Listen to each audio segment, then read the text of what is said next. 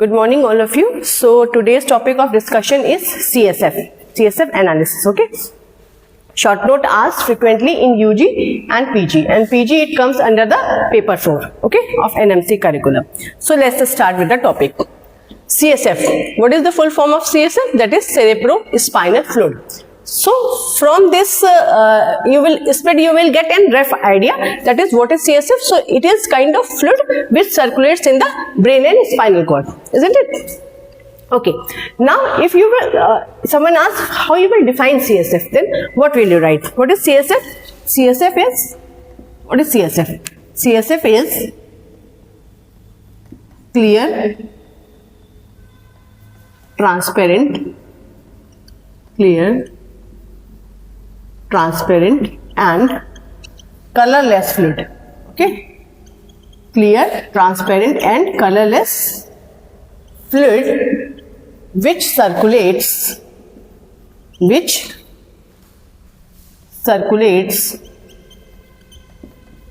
in the ventricle of brain, subarachnoid space, and the brain and your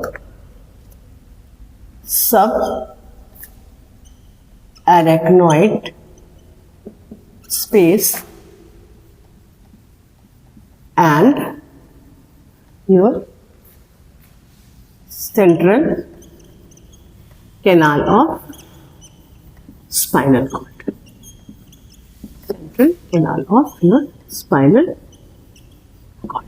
Okay, so this is the definition of CSF. So what is CSF? Roughly you know CSF is a cerebrospinal fluid. So CSF is the short form of this cerebrospinal fluid. Then how you will define what is CSF? CSF is clear, transparent and colorless fluid. So what kind of its nature? It's a crystal clear and transparent and colorless fluid. It doesn't have any color. Okay, CSF is crystal clear fluid which circulates. Where it is circulates? Which circulates in the ventricle of brain, subarachnoid space and central canal of spinal cord. Okay, got it? So this is the definition of your CSF. Now comes what are the properties of CSF. Okay, what are the normal properties of CSF? What are the properties of CSF? So properties are, first is that of your volume. So what is the volume? Normal volume of CSF? Any idea? Do you have any idea? No? Okay. It's 100 to 200 ml. Okay, this is the normal volume. Second, rate of formation. Rate of formation means by which rate this CSF is formed in the body. Excuse me. So rate of formation is 0.3 ml per minute. 0.3 ml per minute. This is the rate of formation. Okay. Third is that of, you have to know the specific gravity. What is the normal specific gravity of CSF? So normal specific gravity is 1.005 to 1.007, because everything has a range. Okay, so we cannot write any constant number wherever we write the value. So wherever you will write the value, there always a range. It's not a constant value. Okay, so specific gravity is that of 1.005 to 1.007. And fourth property is that of reaction. Reaction means whether it is acidic in nature or alkaline in nature. So its reaction is that of, it is slightly alkaline. It is slightly alkaline. So that means slightly alkaline, that means pH will be remaining 1.32 to 1.34. Alright. Once again we will study what is CSF. CSF is clear, transparent and colorless fluid which circulates in the ventricle of brain, subarachnoid space and central canal of spinal cord. Now comes on the properties. So what is the normal volume of CSF? It is 100 to 200 ml.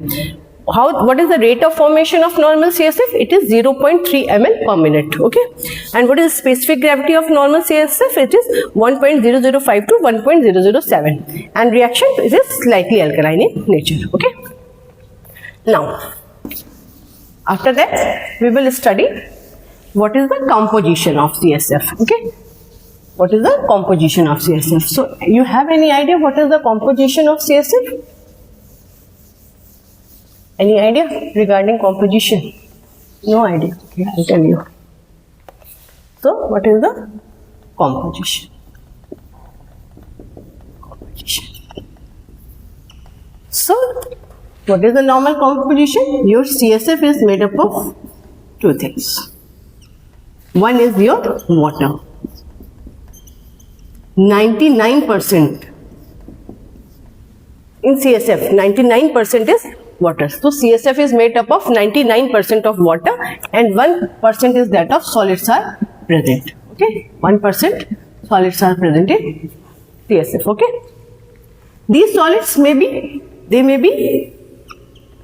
two types. Either they are organic or they are inorganic.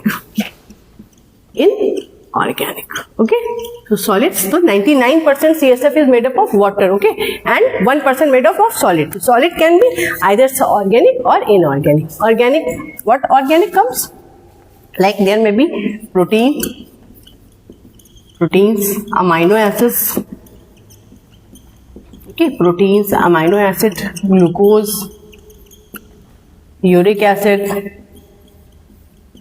creatinine, etc. Okay, creatinine, etc. So these comes under your organic substances. What comes under inorganic? Inorganic like your sodium, potassium, calcium, magnesium, phosphorus, etc. Alright. So this is the normal composition of your CSF. So what? CSF is made up of 99% of water and 1% it has a solids. And solids can be organic and inorganic. Organic, it has maybe proteins, amino acids, glucose, uric acid, creatinine, etc. And inorganics may be sodium, potassium, calcium, magnesium, phosphorus, etc. Alright, got it? Excuse me. Now, what kind of cells present in CSF? What kind of cells present? Whether neutrophils, lymphocytes, RBC, these are present in CSF normally or not? Amnish, do you have any idea about cells? What kind of cells are present? Whether RBC is present or not? No idea, okay. Okay, anyway, cells. So normal CSF, remember? In normal CSF, only few lymphocytes are present. In normal CSF, few lymphocytes are present, but there is no RBC and no neutrophils. Okay, so what kind of cells present normally in CSF? It having only few lymphocytes. RBC present in normal CSF? No. Neutrophils present in normal CSF? No. So in normal CSF, we will withdraw the CSF of a normal person, then there will be no RBC, no neutrophils, only few lymphocytes will be present. Okay. Now comes where this CSF is formed. How this CSF and where this CSF is formed. Then CSF is formed by what? It is formed by choroid. It is formed by choroid plexus of ventricles. Okay, the choroid plexus which is present in ventricles of brain, from that choroid plexus this CSF is formed. Okay, clear? Till here clear? So what kind of cells present in normal CSF? Only few lymphocytes will be present in normal CSF. There will be no RBC, there will be no neutrophils in normal CSF. And how this CSF is formed? It is formed by the choroid plexus of ventricle. I think you have this idea while you study the anatomy. Okay. Now, how this CSF circulates? Okay, how this CSF, once it is formed from the choroid plexus of ventricle, then how this CSF is circulates? Okay, how the circulation takes place. So, how this CSF is circulates? So, what about circulation of CSF? as I told, where it is formed? It is formed in the choroid plexus of your ventricle. Okay. So, first it is present in the where? Lateral ventricle. Okay. It is present. It is formed by the choroid plexus of the lateral ventricle and it is present over there, lateral ventricle. From lateral ventricle, it will go where? It will go in the third ventricle. Third ventricle of brain. And after third ventricle, where it will go? It will go in the fourth ventricle. Do you remember these things while you have studied the anatomy? Okay, there were lateral ventricle, third ventricle and fourth ventricle. So first it is formed from the choroid plexus of this lateral ventricle and from lateral ventricle it circulates to the third ventricle and then from third ventricle it circulates to the fourth ventricle. Then who will connect this lateral ventricle to third ventricle? It is connected by what? It is connected by your foramen of Monro. Foramen of Monro. Okay. So this foramen of Monro, it is connected, the third ventricle and lateral ventricle connected through this foramen of your Monro. And what about third ventricle and fourth ventricle? Third and fourth ventricle connected by what? These are connected by aqueduct of Sylvius. Aqueduct of Sylvius. Okay. We have studied all this anatomy during our first prof. Okay. So, where it is formed, first thing, so CSF is formed in the choroid plexus of your ventricle. And how it is circulate? So first it is synthesized in the lateral ventricle.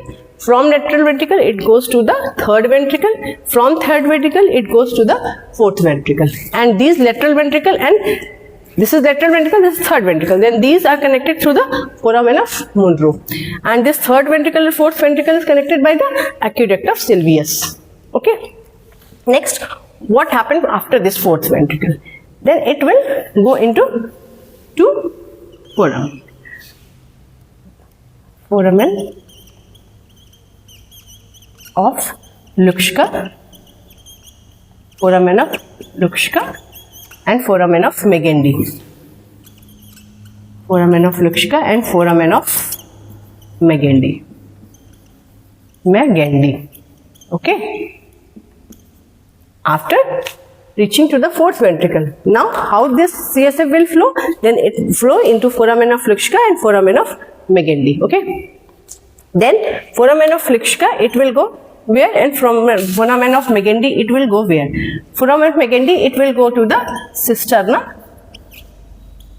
lateralis. Lateralis. Okay.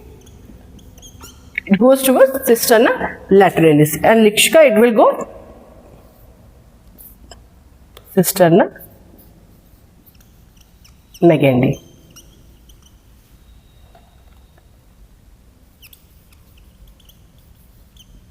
Okay, foramen of Lukschka is go to the cisterna Megendie and foramen of Megendie it will go cisterna lateralis. Remember Megendie, these are contradictory each other. Okay. Then what happened? From this cisterna it will go where? It will go towards the central canal of spinal cord.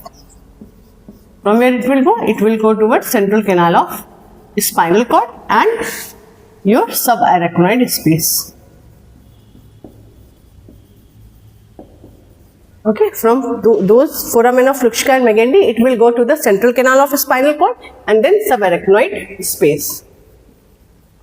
Okay, here it will accumulate and then from subarachnoid space, there is arachnoid granulation. Arachnoid granulation.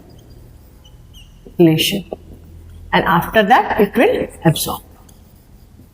Absorbed. Okay. So, this is the flow, how the normal CSF is circulate. Okay. We will understand it once again. What happened? This normal CSF, where this CSF is formed? This CSF is formed in the choroid plexus of your ventricle. Okay. So, first it is formed in the lateral ventricle. From lateral ventricle, it will flow towards third ventricle. By which connection? Through foramen of Monro. And from third ventricle, it goes towards the fourth ventricle. By what? By aqueduct of Sylvius. Okay. Then from fourth ventricle, it will towards foramen of Lukschka and foramen of Megendie. From both these foramina, it will go towards the central canal of spinal cord and in the subarachnoid space. What happened in the subarachnoid space? There is an arachnoid granulation is there, and through this arachnoid granulation, this CSF is absorbed. So this is the pathway how CSF will flow. Okay. All right. Now come, what is the function of CSF? What function this CSF is performed in the brain? So what function it will perform? क्या करेगा ये CSF? क्या function perform करेगा? बताओ भाई, क्या function perform करेगा? चलो anyway, functions. What function it will perform? What is the functions of this CSF? What this CSF will do? This is CSF. First, maintain homeostasis. Maintain what? Homeostasis. So it will maintain the homeostasis of brain. Second, what it will maintain? It will maintain the intracranial pressure or intracranial tension or intracranial pressure, same thing. Okay. So first, what CSF? It's a fluid, na? So what it will do? It will maintain the CSF. Internal environment of the brain is being maintained by the CSF. So it maintain homeostasis. It maintain intracranial pressure. It provide buoyancy. It provides buoyancy to the brain. Next, what it will do? It will help in the exchange. Fluid, so it help, being a fluid, what it will do? Being a fluid, it help in the exchange of nutrients. And fifth thing is it acts as a shock absorbent. Okay, so these are the functions of your CSF. Okay, what are the functions? It helps to maintain the internal equilibrium, or it helps to maintain the homeostasis of brain, and it helps to maintain the intracranial pressure. It's a fluid, so it maintains the intracranial pressure, provides buoyancy, and it being a fluid, so it helps in the what? It helps in the exchange of nutrients. Okay, and it's a fluid, so it is filled in your brain and spinal cord, so it acts like a shock absorbent. So it acts as a shock absorbent. Okay, so these are the functions of CSF. Now, in which vacutainer or in which tube you will collect? Being a biochemist, you will go and then you have an idea in which tube or in vacutainer you will collect the CSF. Tell me, in which vacutainer or CSF? Vacutainer will connect to containers. Okay, containers. In which you will collect your CSF. You will withdraw the CSF, okay? Then you will collect in what? It is collect in sterile tubes, okay? Without any anticoagulant.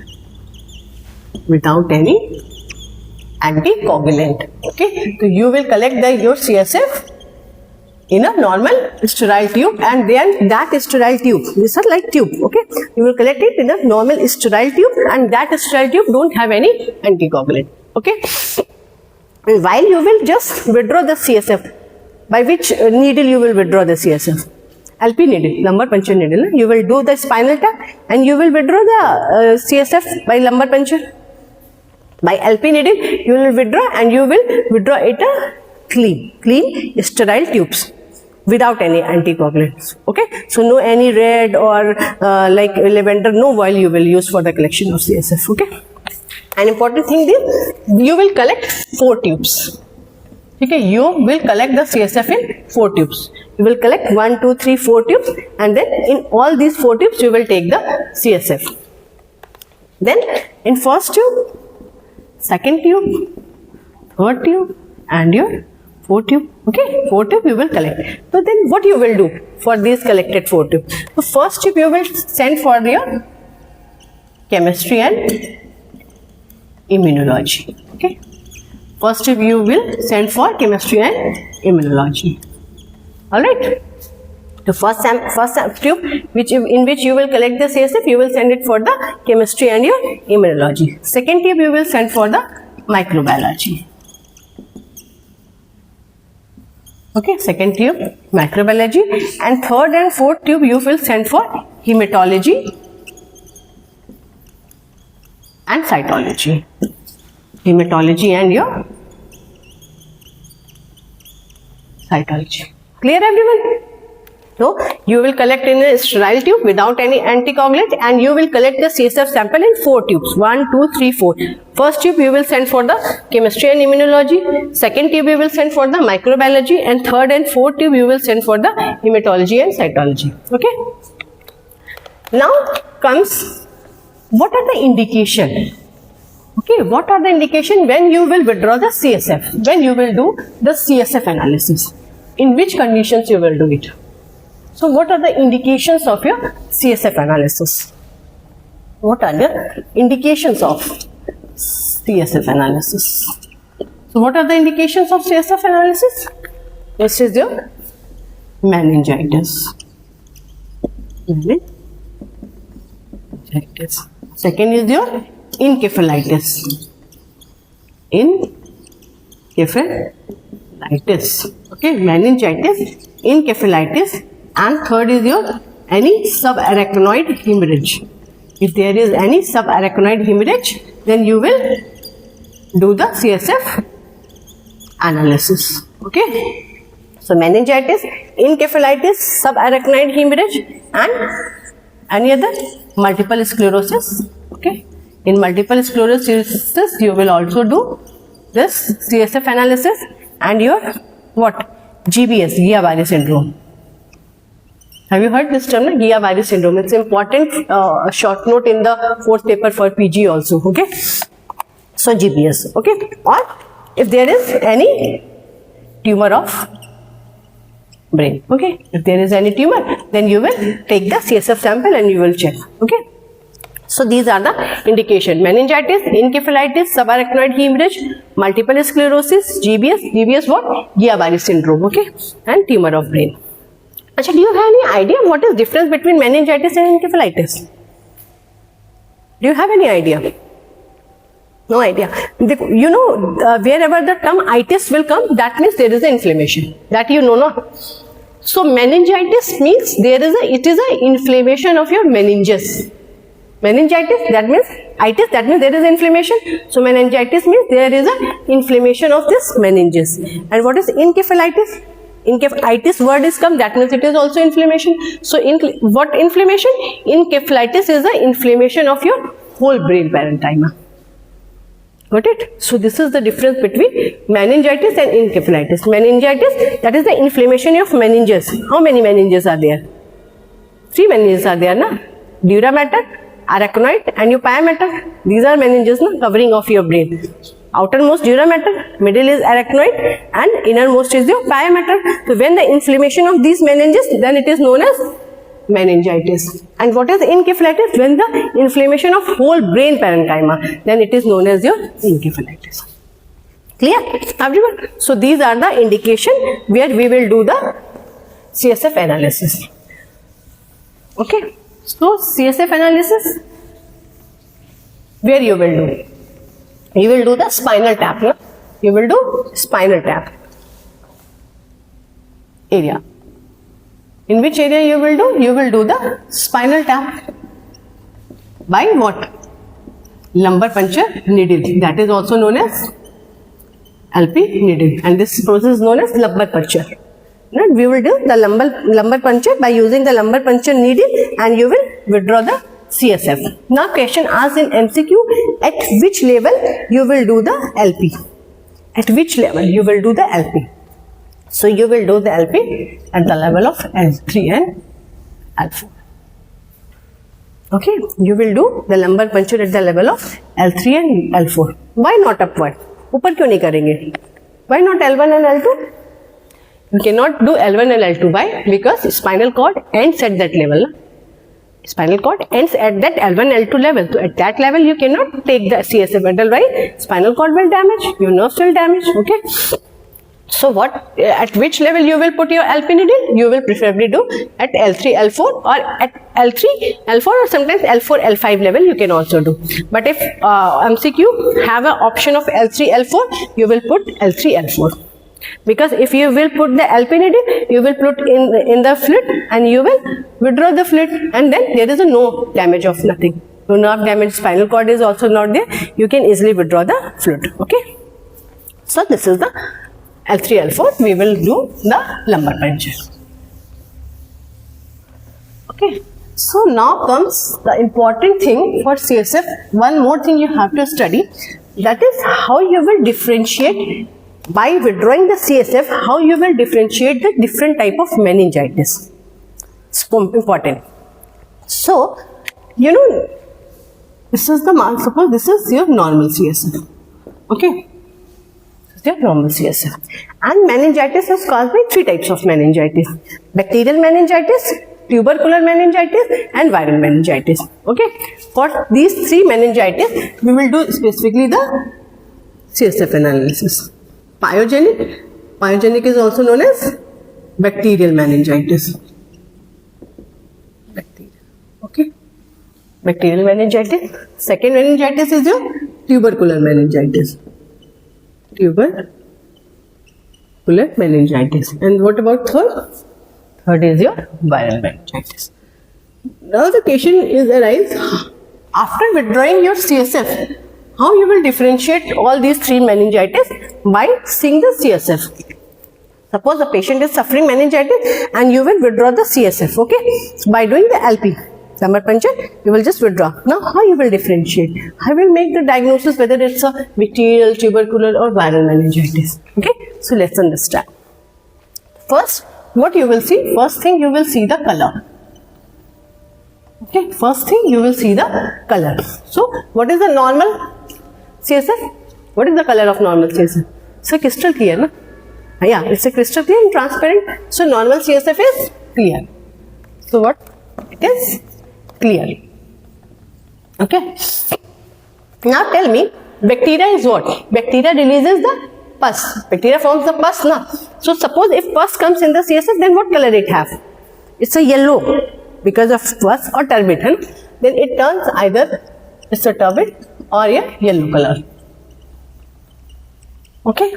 So if there is a bacterial meningitis, then the color of CSF will change. Either it's turbid or it's a yellow because of formation of pus by the bacteria. Okay. And what about tubercular? Tell me, tubercular is what? Tubercular is also bacteria. Mycobacterium tuberculosis. So bacteria. It's also a bacterial infection. So here is also a turbid bacteria. But one important thing is that's Mycobacterium tuberculi. What it will do? It will release the fibrin. Okay. So it will release the fibrin, and because of that, it will form some web-like structure, and then it is known as Cobb web coagulum. Okay. So because Mycobacterium tuberculosis, what it will do? It will release the fibrin. When it will release the fibrin, then it will form a web-like structure. Like a spider forms a web, it will form like a web-like structure. And then we can sometimes use the term Cobb web coagulum in tubercular meningitis. And what about viral? Nothing, no pus is released by the viral. So the color is here clear. Okay. So what is the color of CSF in viral meningitis? It's a clear. Okay. So by this differentiation, you can do the differentiate whether patient is suffering from bacterial, tubercular or viral by seeing the color of the CSF. Second thing, what you will see? You will see the cells. Okay, you will see the cells. So first is your neutrophils. So tell me whether neutrophils are present in normal CSF. Avnish, neutrophils are present in normal CSF? No, not. So normal CSF, it's absent, isn't it? So, you know, previously, what kind of, is it neutrophils present? No. So, in normal CSF, neutrophil is absent. Now comes on our bacterial meningitis. So, bacterial meningitis, bacteria kya? It's an acute infection. Bacterial infection is an acute infection, a sudden infection. So, it's an acute infection. And whenever there is an acute infection, what cells come first? Neutrophils. Okay, so in neutrophils. So in bacterial infection, bacterial meningitis, there is a increased amount of neutrophils. Why? Because it's a acute infection. Okay, and you know it well from your previous knowledge that whenever there is an acute infection, the first cell come into play is that of neutrophils. All right. Now, what about this? Tubercular is an acute infection or chronic infection?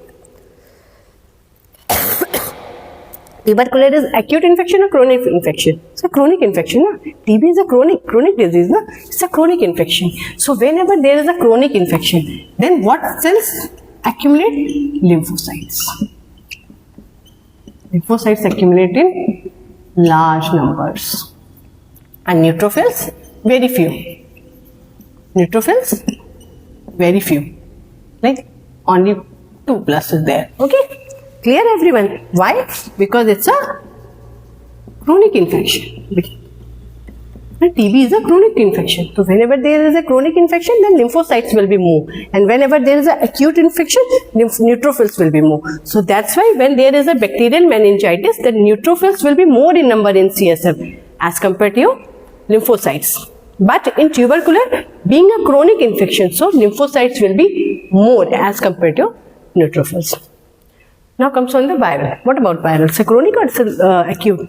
Also chronic. Viral infection is also chronic. So here also more number of your lymphocytes.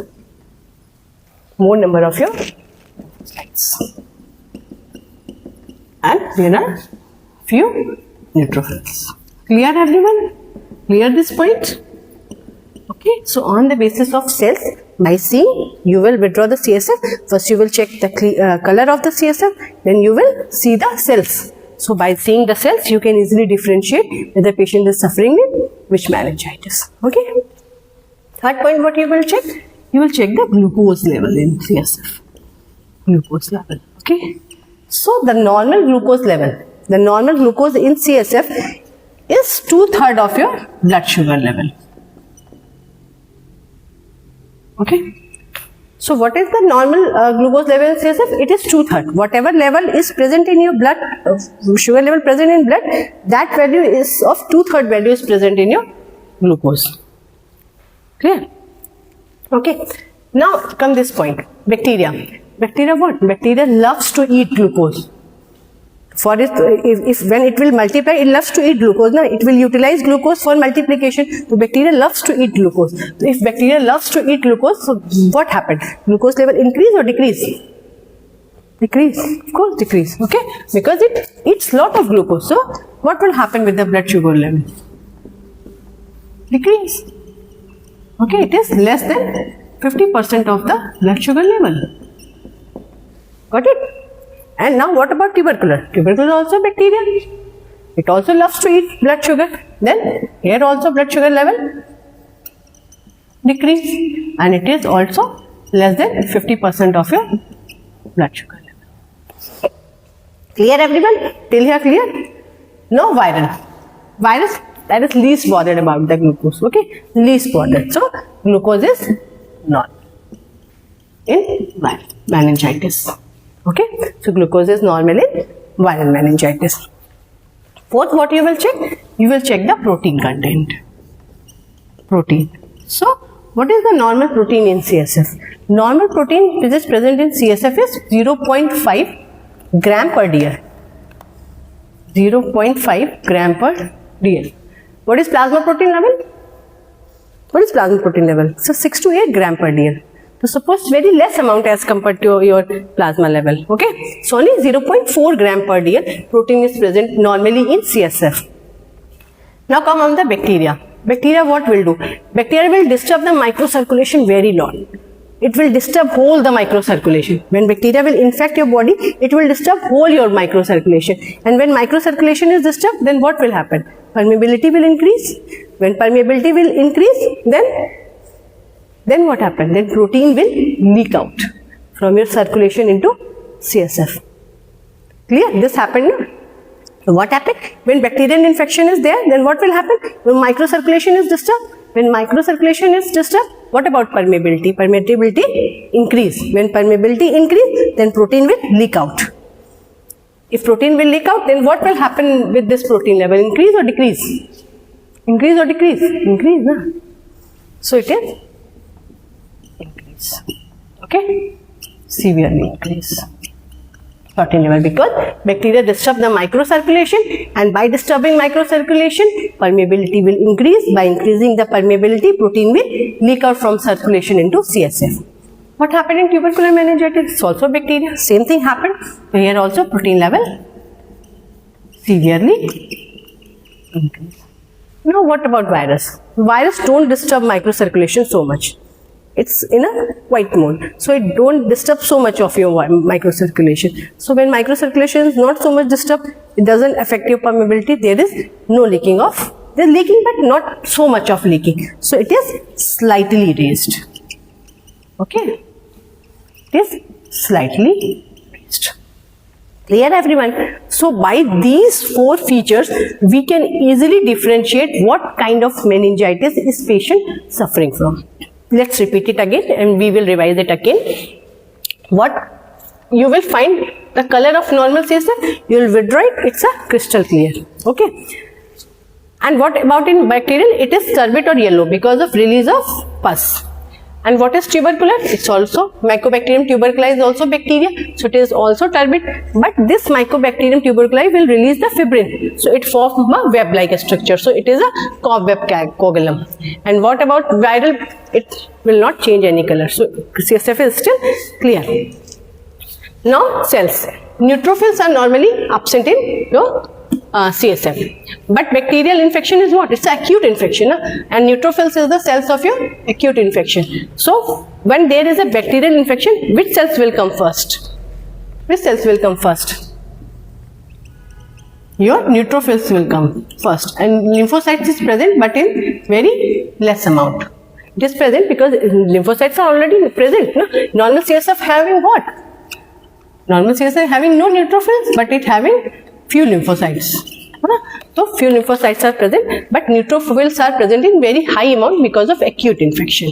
What about tubercular? It's a chronic infection. TB is a chronic infection. It's a long-term infection. So lymphocytes are the cells of your chronic infection. So lymphocytes level will be raised more as compared to the neutrophils.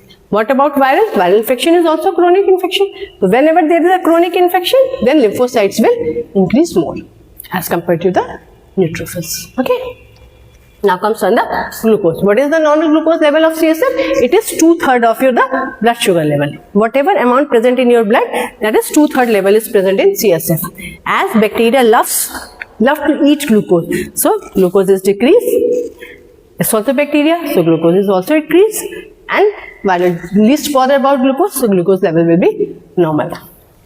What about protein? It is 0.4 gram per dl. This is the normal value present CSF. As bacterial infection, so much of microcirculation disturbed, so much of permeability increase, much of protein leak out from the circulation into CSF. So protein level is severely increased. While here it's in quiet mode. So microcirculation is not disturbed so much. So less permeability is disturbed and there is a slightly increase in protein. Got it? So by this you can differentiate. Achha, one important thing I want to tell you. One question is asked, LP, that is lumbar puncture. While you are doing lumbar puncture, while this lumbar puncture is contraindicated in raised ICT, means कि when a person having very high intracranial tension or intracranial pressure, then why you will not do lumbar puncture? Any idea? Why you will not do lumbar puncture? Because this question can be asked in the Viva or comes as a MCQ. That is why LP is contraindicated in raised ICT. Why? When a person having very high intracranial pressure, then we cannot perform LP. Why? Because if you will do the lumbar puncture in case of raised ICT, then what will happen? Your tumor cells or any swelling, okay, there may be any swelling, raised intracranial tension, maybe either due to a tumor is there or any swelling is there. Because of that, your intracranial pressure will be increased. So because of that, either because of that tumor or because of any swelling, if intracranial pressure is raised and you will perform the LP in the patient, then what will happen? That tumor and swelling will herniate. Okay, what will happen? Tumor or swelling that is present in the brain, that will herniate. Herniate through what? That will herniate through foramen magnum. Okay, so foramen magnum, that swelling herniate. Got it? That's why LP is totally contraindicated in patient of raised ICT. Okay? Okay, this question is important in Viva and MCQ point of view. You cannot perform because of the herniation of tumor or swelling through the foramen magnum. Got it, everyone? So this is all thing about the CSF. Okay, you must read this topic and prepare it for the short. Thank you so much.